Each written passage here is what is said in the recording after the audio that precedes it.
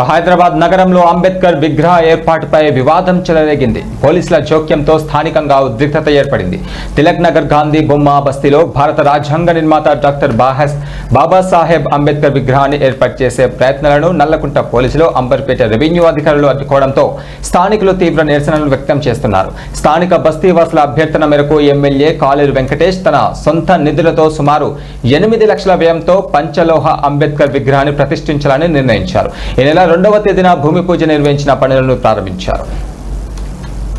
500 ఇండ్లు ఉండే ఇక్కడికి వెళ్ళి చూస్తే విద్యానగర్ స్టేషన్ కనబడేది, కాచిగూడ స్టేషన్ కనబడేది. సరే ఆ మూమెంట్లో వచ్చింది కాబట్టి ఆయన నామకరణం చేసిన అప్పటి బస్తీకి ఎంతో సహాయం చేసింది, ప్రభుత్వం సహాయం చేసింది. ఆ ప్రభుత్వ సహాయంతో మాకు 3 అంతస్తుల బిల్డింగ్ తయారైంది.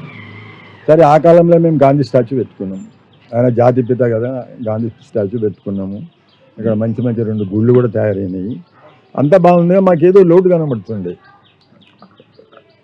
ఏం చేయాలి, ఎందుకు లోటు కనబడుతుందంటే మాది దళిత బస్తీ కదా, ఒక అంబేద్కర్ విగ్రహాన్ని పెట్టుకుందామని చాలా రోజులతో మాకు అభిప్రాయం ఉన్నది. అది ఎట్లనైనా పెట్టాలి.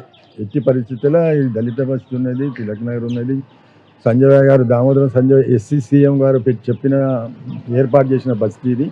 కాబట్టి అంబేద్కర్ విగ్రహం ఇక్కడ పెట్టాలనే ఉద్దేశం మాకు చాలా రోజులు ఉండే. ఒకసారి డిస్కషన్లో కాలేరు గారికి అడిగినాం మేము, అరే నువ్వు ఇంత వర్క్ చేస్తున్నావు కదా, మాకు అంబేద్కర్ విగ్రహం పెట్టియాలి ఇక్కడ. ఆయన చాలా రోజులు ప్రయత్నం చేస్తే ఆయన ఫైనల్గా అంబేద్కర్ విగ్రహం నేను ఇప్పిస్తాను, మీరు పెట్టుకోండి అని చెప్పి లాస్ట్ 1 వీక్ నుంచి ప్రోగ్రాం తయారైంది. అయితే మేమేమనుకున్నామంటే అంబేద్కర్ విగ్రహం ఖాళీ దళితులకు సంబంధించి కాదు, అందరికి సంబంధించిన విగ్రహం ఇది.